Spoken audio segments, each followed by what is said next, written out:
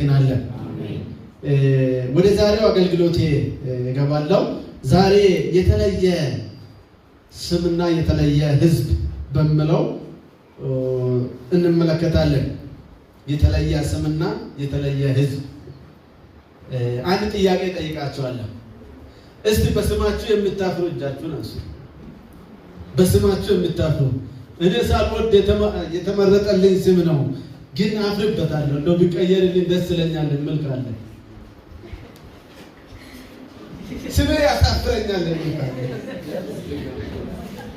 አንድ እጅ ያለው እንደው ምክንያቱም ብትናገር ደስ ይለኛል። እንዴት አሳፍራል? እንግዲህ ማሳፈሩ እርግጠኛ ከሆነ በጉባኤ እንቀይርለታለን። ተቀይሯል ነው እንግዲህ ያው ምስጢሩን በግል ጠይቁት። እንግዲህ አሁን ጊዜ አናባክንም። ለምን እንዳሳፈረው ለምን እንደቀየረ ሁላችንም ጠይቀዋለን በግል። አንዳንድ ሰዎች ስማቸው ትንሽ ከበድ የሚሉና ለመስማትም የሚያስፈሩ ስሞች አሉ አይደል? አሸብር የሚባል እዚህ ውስጥ አለ።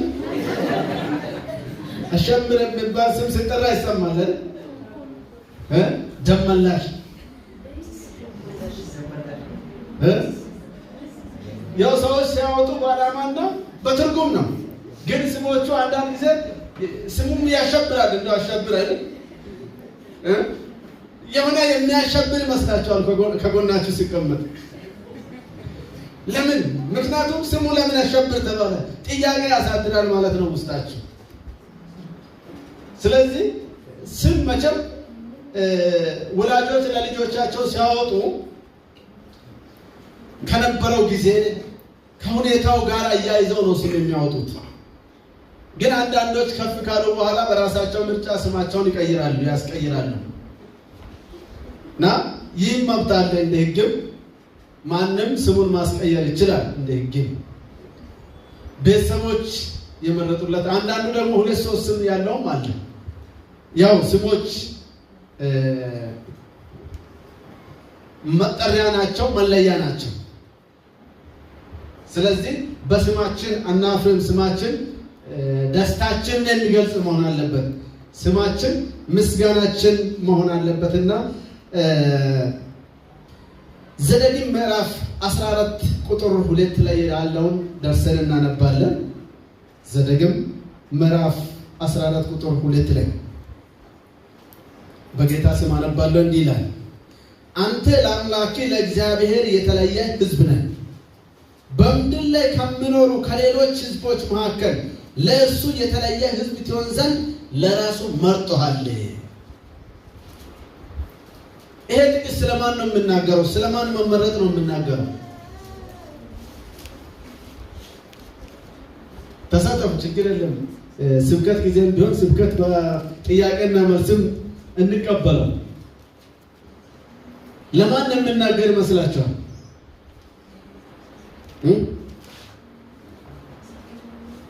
ታሰሚ ደስ ይለናል። ያው ስልቆ ስለ አይደለ ስለ እስራኤላውያን ነው። ከቁጥር 1 ጀምሮም ስታዩ ከአንዳንድ ሐሳቦች ጋር ተያይዞ አንተ ለእግዚአብሔር የተለየ ነህ። እንደው ዘጸአት 19:2 ላይ ምድር ሁሉ የኔ ብትሆንም እናንተ ለእኔ የተለያችሁ ናችሁ ይላል። ቁጥር 6 እና 7 ዘጸአት ምዕራፍ 19 ላይ ለእኔ እናንተ የተለያችሁ ናችሁ። እግዚአብሔር ለምንድን ነው ሌላውን ትቶ አንድን ሕዝብ የለየው? በየዘመናቱ እግዚአብሔር ለስራው ለዓላማው ይመርጣል። በቀበሌ ይመረጣል መሪ፣ በመንግስት ደረጃም፣ በትምህርት ቤት፣ በማህበር፣ በእድር፣ በድርጅት፣ በሃይማኖት ፕሮግራሙን የሚመሩ ሰዎች ይመረጣሉ። ካለው ሕዝብ ውስጥ ነው የሚመረጡት። እግዚአብሔር ምድር ሁሉ የእርሱ ሆኖ ሳለ ከምድር ሕዝብ ሁሉ ግን የተለየ የመረጣቸው ሕዝቦች አሉ። እነዚህ የተመረጡ ሕዝቦች ደግሞ ለእርሱ ክብር እንዲሰሩ ይፈልጋል ማለት ነው። የተመረጠ ሕዝብ የተለየ ሕዝብ ነው። የተለየበት ዓላማ አለው ማለት ነው። ለምን ዓላማ እንደተለየ ማወቅ አለበት። እስራኤል ሲለይ የተለየበት ዓላማ አለው። እዚህ ቤት ስትመጡ የምትሄዱበት ብዙ ቦታ ነበር አይደል? ግን እዚህ ቤት ብላችሁ መጣችሁ። ዓላማ አላችሁ። ያለ ዓላማ አይደለም እዚህ የምንመጣው፣ በዓላማ ነው። ያንን ዓላማ ትንሽ ለየት አድርገን እንመለከታለን ማለት ነው። በዚህ ውስጥ እግዚአብሔር እንድናገረን እኛስ በምንድን ነው የተለየን የሚለውን ጌታ ለልባችን እንድናገረን እንጸልይ። ቅዱስ አምላክ ክብር ለአንተ ይሁን።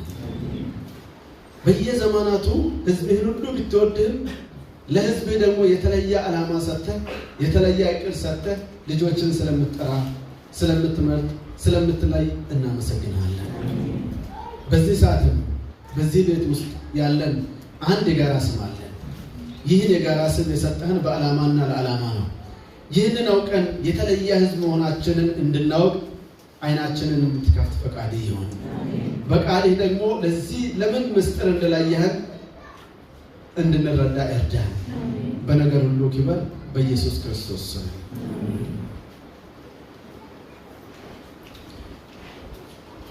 እግዚአብሔር የመጀመሪያ የተለየ ሕዝብ አድርጎ በአብርሃም እስራኤልን ስጠራ እንመለከታለን። እስራኤላውያን ለረጅም ዘመን እግዚአብሔርን ሲያገለግሉ ስሙንም ሲያስጠሩ ብዙ ድንቅ በእነሱ ሲሰራ አምላክነቱ የሚታይባቸው መገለጫዎች ሆነው ኖረዋል። እስከ መቼ ድረስ?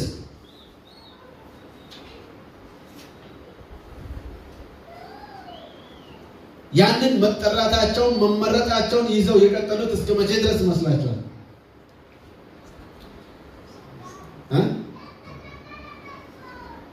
ተናገሩ፣ ችግር የለም ፈቅጃለሁ። እስከ መቼ ድረስ ነው ያሸለ?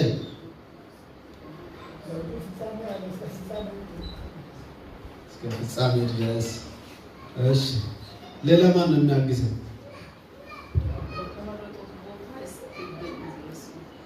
በተመረጡበት ቦታ እስከ ቆሙበት ጊዜ ድረስ።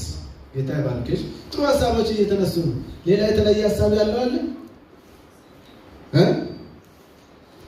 አንድ ሰው ሲመረጥ ለዓላማና በዓላማ ነው ብለናል አይደል? ስለዚህ ለተመረጠበት ቦታ ተገቢ ሆኖ እስከተገኘ ድረስ ሁሌም የተመረጠ ነው።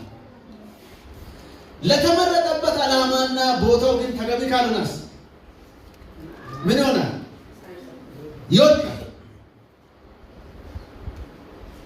እስራኤላውያን የእግዚአብሔር ሕዝብ ሆነው ክርስቶስን አሳልፈው እስኪሰቅሉ ድረስ በአሕዛብ እጅ እስኪሞት የእግዚአብሔር ልጅ እነሱ የእግዚአብሔር ሕዝብ ነበሩ። የእግዚአብሔር ልጅ በእነሱ ሰበብ ምን ሆነ? ሞተ። እስከዛ ጊዜ ድረስ እግዚአብሔር የተለየ ሕዝብ አድርጎ ሲጠቀማቸው ነበር። ከዛ በኋላ ነው የተለየ ደግሞ ሌላ ሕዝብ ሲወጣ እንመለከታለን። ያንን ኢየሱስ በማቴዎስ ምዕራፍ 20 ላይ በወይኑ አትክልት ምሳሌ ሰራተኞች አስቀምጧል። በስንት ሰዓት የሚሰሩ ሰራተኞች ነበሩ እዛ ላይ ማልደው የገቡ 1 ሰዓት፣ ቀጥሎ 3 ሰዓት፣ ቀጥሎ 6 ሰዓት፣ ቀጥሎ 9 ሰዓት፣ ቀጥሎ 11 ሰዓት። ልብ በሉ። 1 ሰዓት ላይ የጀመሩ እነማን ናቸው?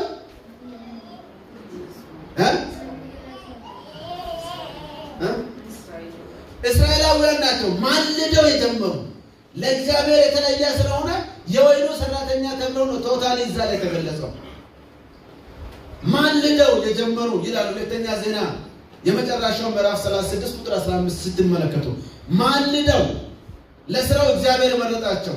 ለሕዝቡና ለማደሪያው አዝ ነው ለሌሎች እንዲሰሩ ነው እግዚአብሔር እነዚህን ስለይ እነሱ ስራቸውን ቀጠሉ። ከዛ በኋላ ደግሞ ሌላ ተረኛ ገባ። 3 ሰዓት ላይ የገቡ እነማን ናቸው?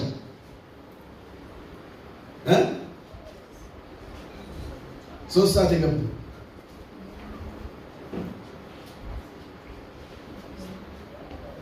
አውሩ እንጂ ሲታወሩ ሙቀቱንም አታዳምጡም፣ ድካሙንም አታዳምጡም። አብረን እንጓዛለን። ካልሆነ ሳምንቱን ስንሮጥ ስለምናሳልፍ ቁጭ ስንል ስጋችን ይደክመዋል። ምክንያቱም መቀመጥ ለእሱ እንግዳ ነዋ።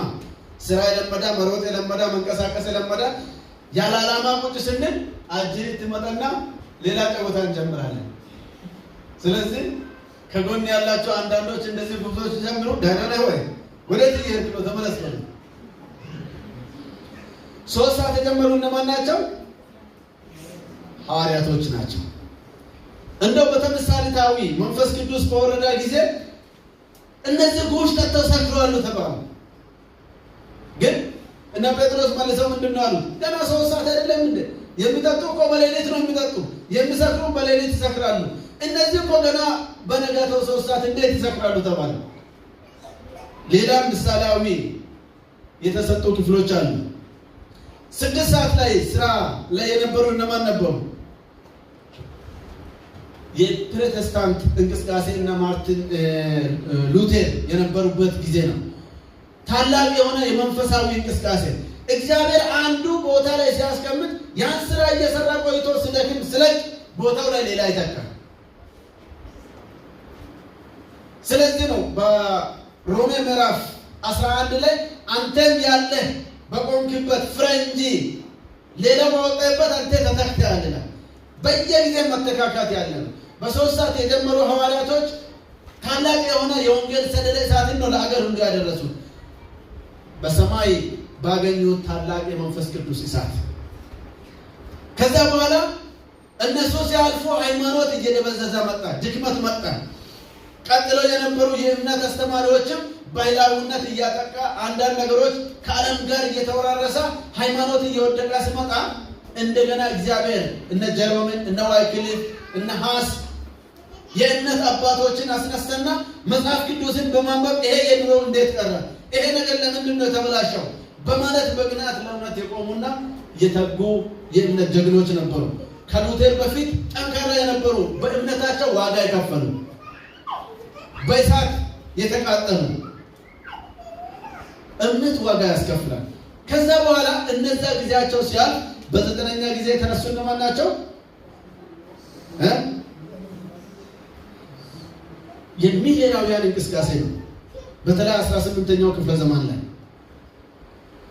በ15ኛው ክፍለ ዘመን ሉተራውያን ተነሱ። በ18ኛው ክፍለ ዘመን ሚሌራውያን እና የሚሌር ተከታዮች ታላቅ አሜሪካን በወንጌል ያጥለቀለቁ ከአሜሪካ ተነስቶ ብዙ ሀገራትን በወንጌል የደረሱ ተከታዮች ነበሩት ሚሌር። በሱ አማካኝነት ታላቅ የወንጌል እሳት ነደደ። እነሱም ከቆይታ በኋላ ካሉበት አቋም የመጀመሪያ አባቶች ሲያልፉ ሌሎቹ ሲተኩ ሁኔታዎች ሲቀያየሩ እግዚአብሔር ሌላ እንቅስቃሴን ያስነሳል ማለት ነው። ልብ በሉ። እስራኤሎችን አስነሳ ተጠቀመ፣ ሐዋርያቶችን አስነሳ ተጠቀመ። አንዱ ሲደክም ቅድም እንደተባለው ቦታ ስላል ምን ይሆናል?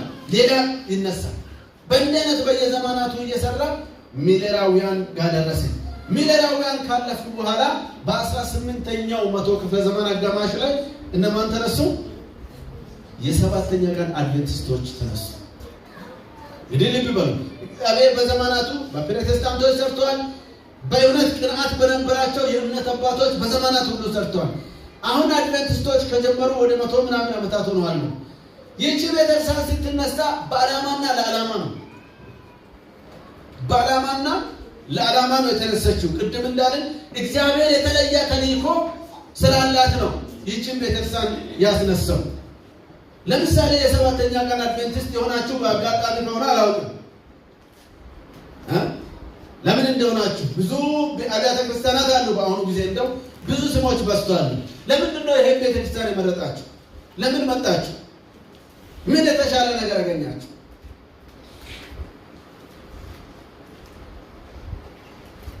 ወይም በጓደኝነት ወይም በጨዋታ ወይ በጉርብትና ወይም በዘረኝነት ነው መጣችሁ?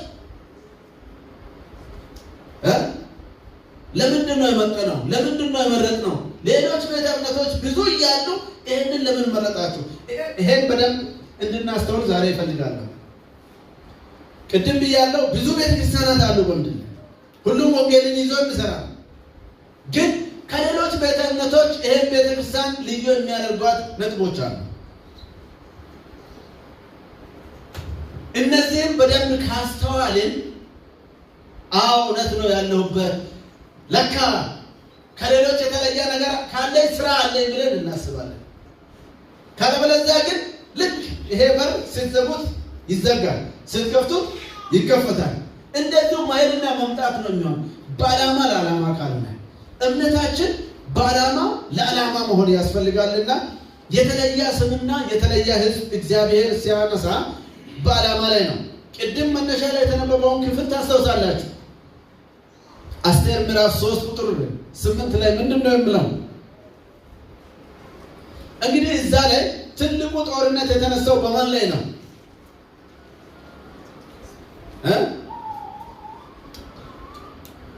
አስቴር ምዕራፍ 3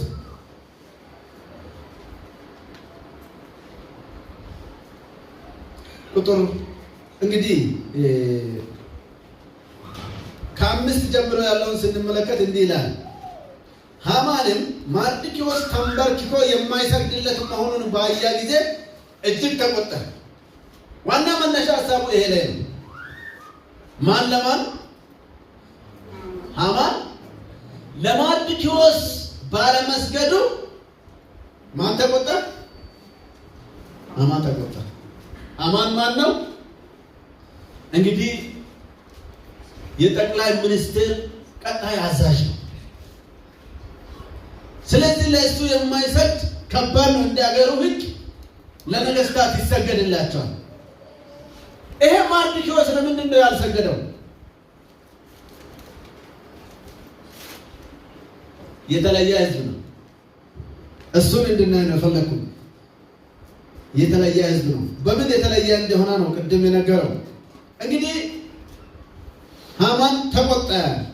በተለይ መርዶክዮስ አይሁዳዊ መሆኑን በተረዳ ጊዜ መርዶክዮስን ብቻ መግደል በቂ እንዳልሆነ ተገነዘበ። ስለዚህ በመላው የፋሪስ ንጉሥ ነገሥት መንግስት ግዛት ውስጥ ያሉትን የመርዶክዮስ ወገን የሆኑትን አይሁድን ሁሉ ለማጥፋት እቅድ አወጣ። አርጤክስስ በነገሰው በ12ኛው ዓመት ኒሳን ተብሎ በሚጠራው የመጀመሪያ ወር ፑሪም ተብሎ የተሰየመውን ዕጣ መጣል እንደጀመረና አይሁድን ለማጥፋት የተጠነሰሰውን ሴራ በስራ ላይ ለማዋል አመቺ የሚሆነውን ወርና ቀን የተኛው እንደሆነ ተለይቶ እንዲታወቅ ትእዛዝ ሰጠ። በዕጣው መሰረት አዳር ተብሎ የሚጠራው 12ኛው ወር በገባ በ13ኛው ቀን እንዲሆን ተወሰነ። ምን የሚሆንበት? እነዚህ የአይሁድ ወገኖች የሚጠፉበት። ስለዚህ ሃማን ለንጉሱ አርጤክስስ እንዲህ ሲል አስረዳው።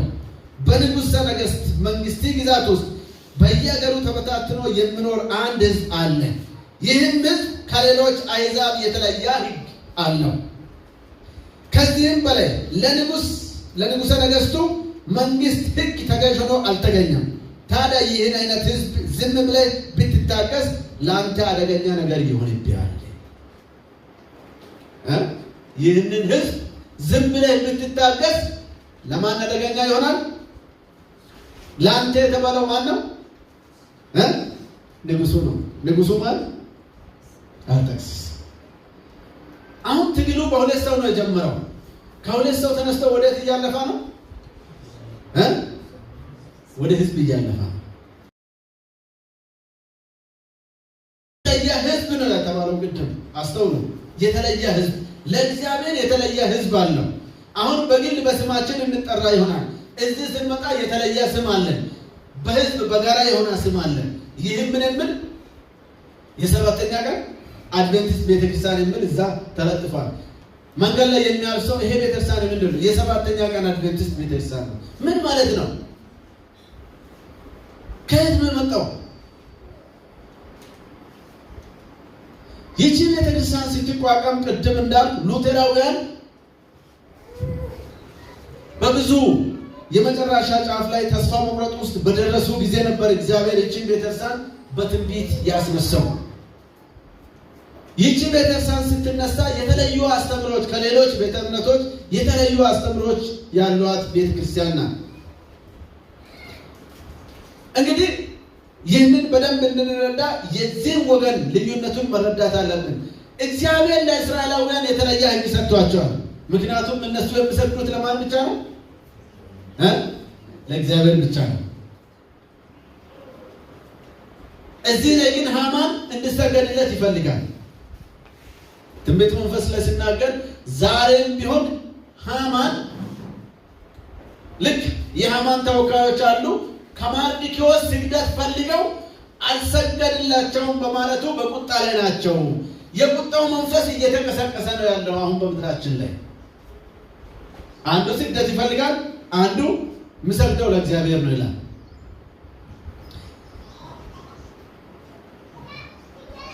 ስለዚህ ቅድም እንዳልን አንዳንዶች የሰባተኛ ቀን አድቬንቲስት ሲባል ምንድነው የሚሉ ጥያቄዎችም አሉ።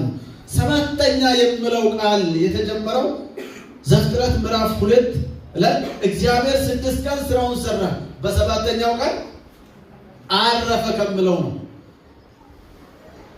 ከጥንታዊ ታሪክ ጋር ተያይዞ የመጣ ነው። አረፈ። ስለዚህ እኛ 6 ቀን ሰርተን በሰባተኛ ቀን እናርፋለን። ይህ ከሌሎች ቤተ እምነቶች ልዩ የሚያደርገን አንደኛው ነጥብ ነው። ሰባተኛ ቀን ምኖች አድቬንቲስቶች። ስለዚህ ይህ ሰባተኛ ቀን የእግዚአብሔር የአምላክ ሰንበት በመሆኑ በእሱ የተለየን ሕዝብ ነን። አይሁድም በዛ የተለዩ ነበሩ። ከዛ ጋር ተያይዞ ዛሬም ያለው የሰባተኛ ቀን አድቬንቲስት የሚለው የምጽአቱን ተጠባባቂ ሕዝብ ነው። ሌላውም አድቬንቲስት ሊባል ይችላል። ሰባተኛ ቀን አድቬንቲስት የሚለው ግን ከሌሎች ልዩ የሚያደርገው አንዱ ነጥብ የእግዚአብሔርን እውነተኛ ሰንበት ምን የሚያደርጉ የሚጠብቁ። እስራኤል ሆይ ጠብቅ እያለ ትእዛዛቱን ሕግጋትን ጠብቅ እያለ ነበር የሰጠው። አንድ ነገር ማስተዋል አለብን። እስራኤላውያን የተሰጠውን ሕግ ባለመጠበቃቸው ምን ሆነዋል? ቦታቸውን ለቀዋል። ሐዋርያትን በጊዜ ሰርተው አልፈዋል። ሌሎችም እንደዚህ። አሁንም እግዚአብሔር የመረጠው ሕዝብ በቦታው ካልተገኘ ዋጋ የለውም። ስም ብቻ ዋጋ የለውም። ስማችን ልዩነታችንን የሚያጎላ ሊሆን ይችላል። የሰባተኛ ቀን አድቬንቲስት ቤተክርስቲያን ለምሳሌ ይህቺ ቤተክርስቲያን መነሻ ላይ ትልልቅ መልእክቶች ተሰጥቷት ነው የተነሳችው። አንደኛ በወቅቱ የሶስቱ መልአከ መልእክት ትልቅ ቦታ ተሰጥቷት የተሰጣት ቤተክርስቲያን ናት። ሌላ ደግሞ ክርስቶስ ወደ ሰማይ ቤተ መቅደስ መግባቱን ምድር ላይ ክርስቶስ ይመጣል ተብሎ ሚሌላውያን በመጠበቅ ሳይመጣ በመቅረቱ ወደ ቤተ መቅደስ ወደ ሰማያዊ ቅዱስተ ቅዱሳን ለመማለጃ በመግባቱ የቤተ መቅደስን ትምህርት በማስተማርና የዛ እውቀት መረዳትን እግዚአብሔር ሰጥቷቸው በራእይ የተነሳች ቤተክርስቲያን ናት። ሶስተኛው ይህቺ ቤተክርስቲያን የተለየ የጤና ሕግን እግዚአብሔር መልእክት በመስጠት ከሌሎች ልዩ ያደረጋት ቤተክርስቲያን ናት። ሌሎች አሁን ለምሳሌ በመካከለኛው ዘመን ከሙታን ጋር መነጋገር ይቻላል የሚለው የስህተት ትምህርቶች ጎልቶ የወጣበትም ጊዜ ነበረና ሰው ከሞተ በኋላ ምን ይሆናል የሚለውን ትምህርት ለዓለም እንድታስተዋውቅ እግዚአብሔር የተለየ መልእክት የሰጣት ቤተክርስቲያን ናት። ብዙ ጊዜ በዚህ ማናው ቃል እንደግል ነገሮች በደንብ ላይስተዋሉን ይችሉ ይሆናል። እኛም ከሌሎቹ ጋር ጉርብትና በመኖር አንዳንዶቻችን ብዙ ጊዜ በጥምቀት ትምህርት እንማራለን፣ ግን መልሰን እንረሳዋለን። አንድ ሰው ከሞተ በኋላ ሞቷል፣ እንቅልፍ ነው። ግን አንዳንዶች ደግሞ ሰው ከሞተ በኋላ የተለየ ቦታ መቀመጫ አለ ወይም ደግሞ ነፍሱ ወደ ሰማይ ትሄዳለች የሚሉ አስተምሮች የተለያዩ አሉና በዚህም የተለየ ትምህርት አለ። ሌላው ደግሞ ስለ ትንቢት መንፈስ እግዚአብሔር ይህችን ቤተክርስቲያን በትንቢት መንፈስ ነበር ያስነሳውና እስከ ዓለም መጨረሻ ያለውንም እግዚአብሔር በነቢያት ያስቀመጠውን በዳንኤል በራዕየ ዮሐንስ በሌሎችም የተቀመጡትን ራዕዮችን ሁሉ እንድታጠና እግዚአብሔር አቅጣጫ የሰጣት ቤተክርስቲያን ናት። ሌላው ስለ መንፈስ ቅዱስ አሰራር ሰይጣን በምን አይነት መልኩ በዓለም መጨረሻ መንፈስ የሚባለውን መልኩን ቀይሮ እንደሚያዘበራርቅ ሰይጣን የራሱን አጀንዳ ያስቀመጠውን እግዚአብሔር ደግሞ ለዚች ቤተክርስቲያን ትክክለኛ የመንፈስ ቅዱስ አሰራር በየት መልኩ በየት እንደሆነ ትክክለኛ መልእክት የሰጣት ቤተክርስቲያን ናት። እነዚህ ነገሮች ከሌሎች ቤተ እምነቶች ልዩ ያደርጓታል። ግን ልዩነታችን በሕይወታችን አለ ወይ የሚለው የእያንዳንዳችን የግል ጥያቄ ይሆናል ማለት ነው። ምክንያቱም ስማችን ሲወጣ እግዚአብሔር በዓላማና ለዓላማ ነው የሰጠው ለዚህ ቤተክርስቲያን ስም። ይህ ስም ደግሞ የመጨረሻ ዘመን መልእክት የምታስተጋባ ለዓለም ልዩ መልእክት ያላት ቤተክርስቲያን ናት። ግን አሁን ያለው ትልቁ ችግር ምንድነው? እያንዳንዱ ባለበት በቆየበት መጠን ነገሮች መዳከም፣ ነገሮች ያለውን ኃይሉን ማጣት፣ ያለውን ክብደቱን ማጣት በየዘመናቱ ልክ ከእስራኤል ጊዜ ጀምሮ ያለው ሁኔታ ይታያል ማለት ነው።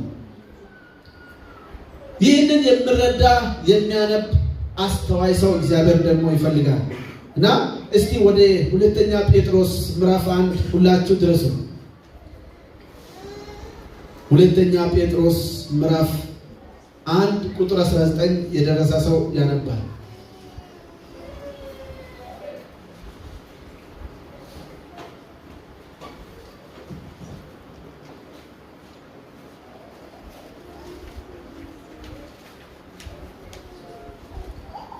ሁለተኛ ጴጥሮስ ምዕራፍ 1 ቁጥር 19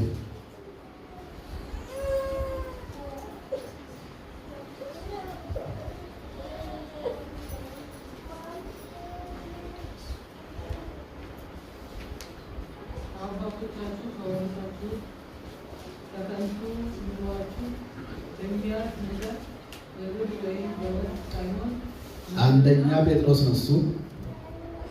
ሁለተኛ ጴጥሮስ ምዕራፍ 1 ቁጥር 19 እርሱም እጅግ የጸና የትንቢት ቃል አለ፣ ምድርም እስኪገባ ድረስ የንጋቱን ኮከብ በልባችሁ እስኪወጣ ድረስ ሰው በጨለማ ስፍራ የሚበራው መብራት እንደሚጠነቀቅ ይህን ቃል እየተጠነቀቃችሁ መልካም ታደርጋላችሁ።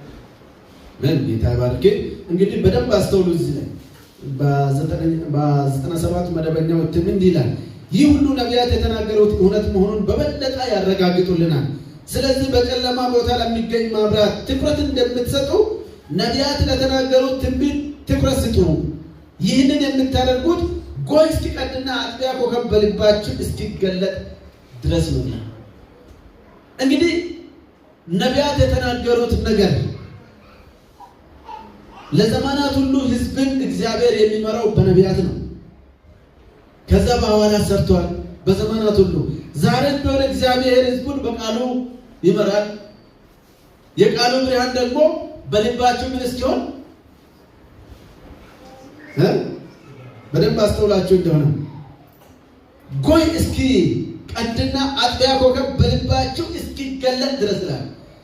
ያመናችሁትን እውነት ምን እንዳመናችሁ ወደፊትስ ምን እንደሚሆን ያ በልባችሁ ጎልቶ እስኪበራ ድረስ ለትንቢት ዋጋ ስጡት ነው። ለትንቢት ዋጋ ስጡት። ትንቢትን የሚያነብ ትውልድ ያስፈልጋል። አሁን ዓለም በብዙ ነገር ተደነጋግሯል። ዓለም ብቻ አይደለም፣ ቤተ ክርስቲያናት ተደነጋግሯል። ምክንያቱም በብዙ ቦታ የሚታየው የሃይማኖት መልክ በብዙ እየተቀየረ መጥቷል። ብዙ ነገሮች የቤተ ክርስቲያናትን የአምልኮ መልኩን እያስቀየሩ መንፈሳዊ ይዘቱ እየተቀየረ ሰይጣን በእያንዳንዱ ቤተ ክርስቲያን የራሱ አጀንዳ አለው። በእያንዳንዱ ቤት የራሱ አጀንዳ አለው። በእያንዳንዱ ሕይወት የራሱ አጀንዳ አለው። ከእግዚአብሔር ቃል መመሪያ ጋር ሰው እንዳይሄድ ለማድረግ 24 ሰዓት ታጥቶ ይሰራል። 24 ሰዓት። ይህም ምንድነው? ስፍራችንን ለማስለቀቅ ነው፣ ሌላ ነገር አይደለም። እግዚአብሔር ያስቀመጠንን የመጨረሻውን ይህን ከባድ ጊዜ ለማለፍ የሚያስችለንን እምነት እንዳንገነባ መልኩን እየቀየረ በታላቅ ኃይል እየሰራ ነው። ስለዚህ ነው ራዕይ ምዕራፍ 12 ያለውንም ሳምንትም ዛሬም በሰንበት ትምህርት አማካኝነት ታላቅ ዘንዶ በታላቅ ቁጣ ወርዶባቸዋል እስኪል ድረስ የተናገረው። ሰዎች ነገስታት ሲቆጡ ይፈራሉ። ሰዎች ጎረቤት ሲቆጣም ይፈራል፣ ወይም አስተዳደር ሲቆጣ ይፈራል። ግን የሰይጣን ቁጣ ሰዎች አያዩትም።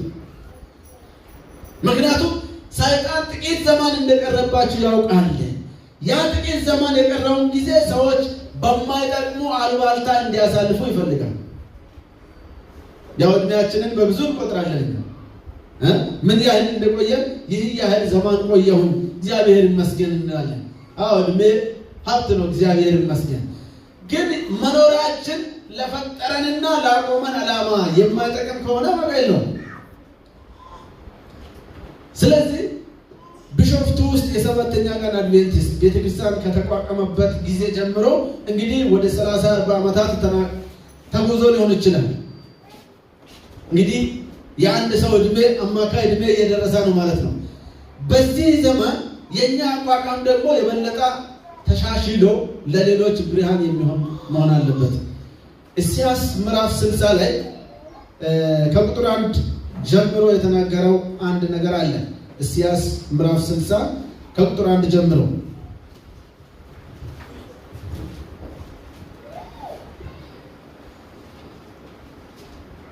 ብርሃንሽ መጥቷልና የእግዚአብሔርን ክብር ወጥቶልሻልና ተነሺ አብሪ። እንግዲህ እግዚአብሔር በየዘመኑ ብርሃን ለሚሰጣቸው የሚናገረው ቃል ይሄ ነው። ብርሃንሽ ወጥቷልና ብርሃንሽን አብሪ። ያ ቆይ እስኪቀድ ልባችን ውስጥ በርቷል ወይ ነው። ያ ከበራ ነው የምናበረው። ካለበለዚያ ግን ቁጥር 2 ላይ ምንድን ነው የምለው? እነሆ ጨለማ ምድርን ድቅድቅ ጨለማም አሕዛብን ይሸፍናል። ነገር ግን በአንቺ ላይ እግዚአብሔር ይወጣል፣ ክብሩም በአንቺ ላይ ይታያል። ልብ በሉ እዚህ ላይ እግዚአብሔር የመረጠው ሕዝብ ባለበት ቦታ እግዚአብሔር በመረጠው ቦታ ሲቆም ብርሃን አለ። ያ ብርሃን ዙሪያውን ሁሉ ምን የሚያደርግ ነው? የሚያበራ ነው። ለምሳሌ ቤታችን ውስጥ ድንገት መብራት ቢጠፋ ወይ ሻማ ወይ ኩራዝ የምናስቀምጠው ከፍ ብሎ በሚታየው ቦታ ነው። ድንገት እንዳይወድቅ ሰው እንዳይነካ ጥንቃቄ እናደርጋለን። ቢወድቅ ሰው የሚነካው አንድ ነገር ቢሆን ምን ይሆናል? ይጠፋል። ጨለማ ውስጥ ነው የምንሆነው። ስለዚህ በጨለማ ቦታ ላለው ብርሃን ጥንቃቄ እንደምታደርጉ ነው ያለው ጴጥሮስ ሲናገር። እዚህ ላይ ደግሞ ስለ ኢየሩሳሌም ቀደም ብሎ ስለተመረጠው የተናገረው ቃል እስከ ዓለም መጨረሻ የሚሰራው ማለት ነው። ኢየሩሳሌም ሆይ ብርሃንሽ ስለወጣ ተነሽና አብሪ። የእግዚአብሔር ክብር በአንቺ ላይ ምን ያደርጋል? ያበራል። የእግዚአብሔር ክብር በእኔና በእናንተ ላይ እንዲያበራ እግዚአብሔር ይፈልጋል። እነሆ ጨለማ ምድርን ድቅድቅ ጨለማም ሕዝብን ይሸፍናል። ነገር ግን እግዚአብሔር በአንቺ ላይ ያበራል፣ ክብሩም በአንቺ ላይ ይገለጣል። ጠዋት በሰንበት ትምህርት አስተውላችሁ እንደሆነ ሁሉ ኃጢአት ሰርተዋል፣ የእግዚአብሔርን ክብር ምን ሆኗል አለ? ጎሏል። ያ የእግዚአብሔር ክብር ከሁላችን ላይ በኃጢአት ምክንያት ጎሏል። እንደገና ክርስቶስን በመቀበላችን በአዲስ ምርጫ በመመረጣችን ያ ክብር ተመልሶ ምን መሆን አለበት? በእኔና በእናንተ ላይ ማብራት አለበት። የተለየን ሕዝብ መሆን አለብን ማለት ነው። እግዚአብሔር ለጠረን ተልእኮ የተለየን መሆን አለብን ነው። ክርስትና ዝም ብሎ የማህበር የእድር ወይም ደግሞ የአብሮ የመኖር አይደለም። ምክንያቱም ያው የጉርብትና ነው እንዳይባል አንድ ጎረቤት አንድ ላይ አይደለም የምናመልከው። የዘር ነው እንዳይባል ከተለያየ ዘር ነው የተወጣጠነው። ስለዚህ የዘር አይደለም፣ የጉርብትናም አይደለም፣ የጓደኝነት እንዳይባልም የማይታወቁ እዚህ አሉ። ስለዚህ ሃይማኖት የጓደኝነት አይደለም፣ የዘር አይደለም፣ የጉርብትና አይደለም። ሃይማኖት በክርስቶስ የመመረጥ እግዚአብሔር ለወሰነው እውነታ የመቆምን አቋም የሚያሳይ ነው ማለት ነው። እኔና እናንተ በዚህ ላይ እንድንቆም እግዚአብሔር ሲጠራን ዓላማ አለው። ግን ያ ዓላማ ሰይጣን እየሸረሸረው ነው። አሁን ቅድም ከእስራኤል ጀምሮ ያሉት ብዙ ደህና ተንቀሳቅሰው በመዳከም ሌላ እንቅስቃሴ እንደተነሳ በቤተ ክርስቲያኗ ውስጥ እስከ ዓለም መጨረሻ እግዚአብሔር አብሮ እንደሚሰራ ቃል ሰጥቷል። ግን እኛ እርስ በርሳችን ደካሞች ነን። አንዳችን ከአንዳችን ለእምነታችን ምን ያህል ትጋት አለን? ምን ያህል ዋጋ እየሰጠነው ነው?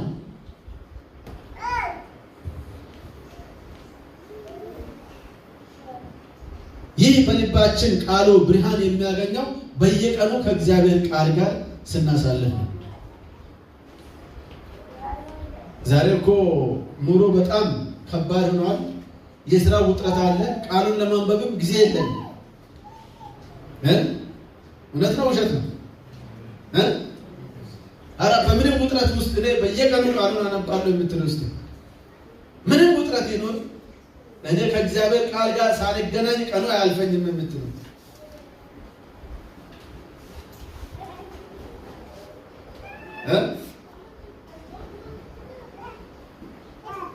ነፋስም ነፈሰ፣ ጎርፍም ጎረፈ። ያም ቤት ምን አደረገው? ገፋው። አንድ ፈተና ቢመጣ ምን ያህል ጸንተን እንደምንቆም አናውቅም። አንድ ፈተና ቢመጣ የእግዚአብሔርን ቃል በየቀኑ በማንበብ የማይተጋ ከሆነ ክርስቲያን መቆሙ ምንም የሚጠራጠር አይደለም፣ መውደቁ። ስለዚህ ወገኖቼ በየቀኑ ከእግዚአብሔር ቃል ጋር አብረን ካልተጓዝን የተሰጠንን የቤት ስራ እንረሳለን። ለምን እንደተመረጥን፣ ለምን እንዳመንን፣ ለምን ደግሞ ወደዚህ እንደምንመጣም እንዘነጋለን። ቀስ በቀስ መገናኛት ልማድ እየሆነብን ይመጣል። ከዛ በኋላ ስንጠፋፋ ወይ ሙሉ ተጠፋፈን ማባረቅ ይመጣል። ግን ከእግዚአብሔር ዓይን መጥፋት ነው ትልቁ አደጋ እንጂ ከሰው ፊት መጥፋት አይደለም። ከዚህ ጠፍቶ ከእግዚአብሔር ጋር ሁሌ የሚቆራኙ አሉ። በአሕዛብ ውስጥም እግዚአብሔር ሰዎች አሉት። በየትም ቦታ እውነትም በቅን ልቦና የሚያነቡ ቤታቸው የእግዚአብሔር ቤት ይሆናል። ልባቸው የእግዚአብሔር ቤት ይሆናል። ዕለት ዕለት የደጁን መድረክ የሚጠሩ ከቃሉ ጋር የሚጓዙ በጸሎት የሚተጉ እነዚህን ሰማይ ይፈልጋቸዋል።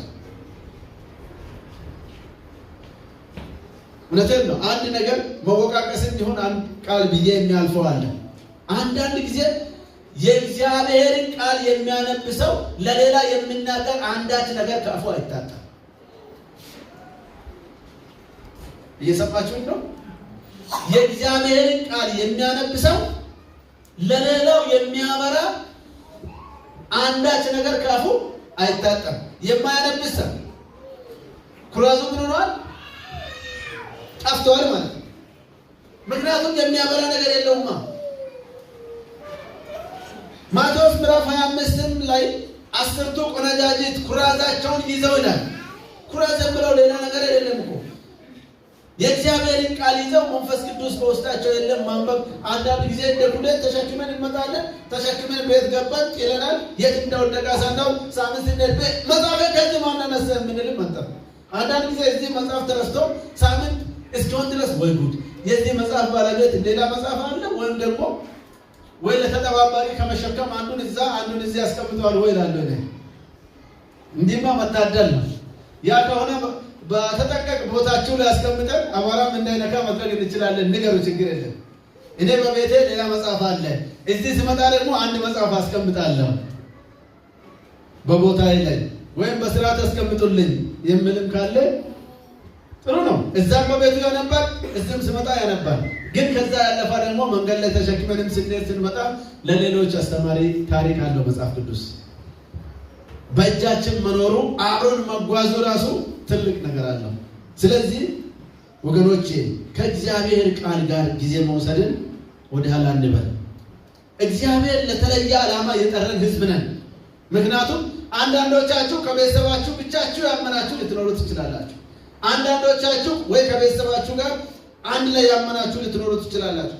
ይህንን እምነት በመቀበላችሁ በቤተሰብ ደረጃ የተጠላችሁ አላችሁ።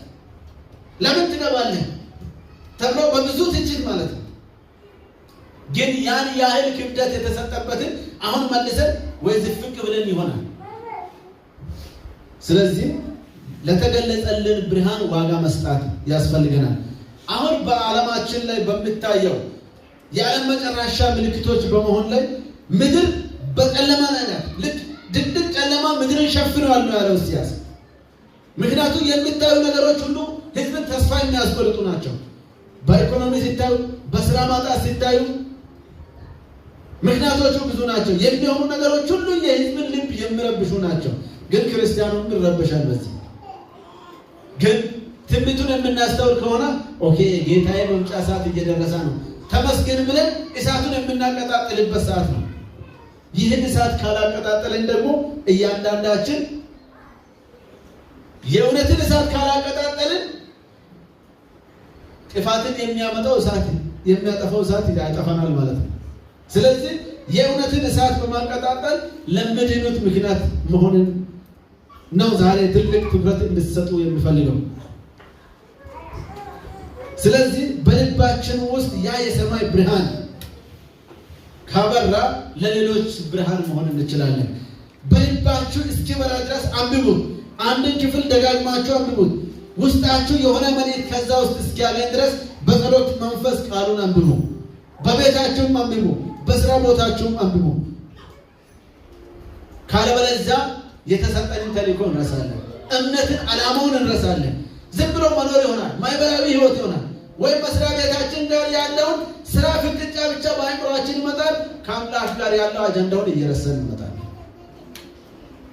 ግንኙነታችን በራቀ መጠን ከእግዚአብሔር እየራቅን እንመጣለንና ወገኖች በእግዚአብሔር ቃል ጠንከር ብለን እንድንጓዝ ዘመኑን እንድናስተውል በተለይም አይናችሁን እግዚአብሔር ያበረላችሁ ማንበብ የምትችሉ ሁል ጊዜ ከመጽሐፍ ቅዱስ ጋር ጊዜ ውሰዱ። የጸሎት ጊዜ ነው። ማርዲኪዮስ ዛሬ ትሰግዳለህ ወይ አትሰግድም የሚል ጥያቄ በደጃችን ቀርቧል። ትሰግዳለህ ወይ አትሰግድም? አሁን በቀኝም በግራ እየመጣ ነው። ብትወዱም ባትወዱም ይህንን የትንቢት መንፈስ በደንብ ያብራራል።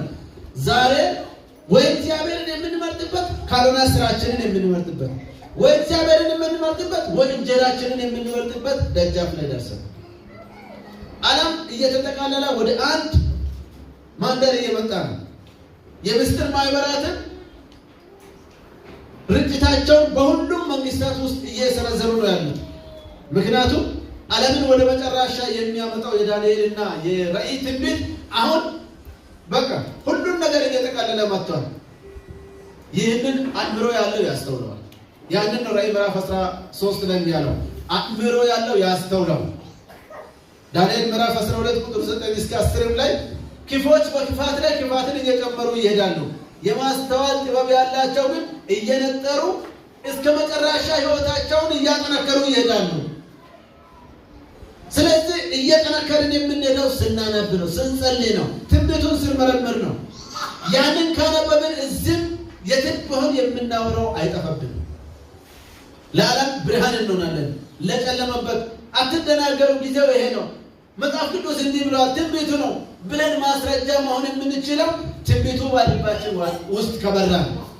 ግን ልባችን ከጨለማ አደጋ ላይ ነንና እንድንነቃ ጌታ ይርዳል። ቃሉን እግዚአብሔር ባርክ።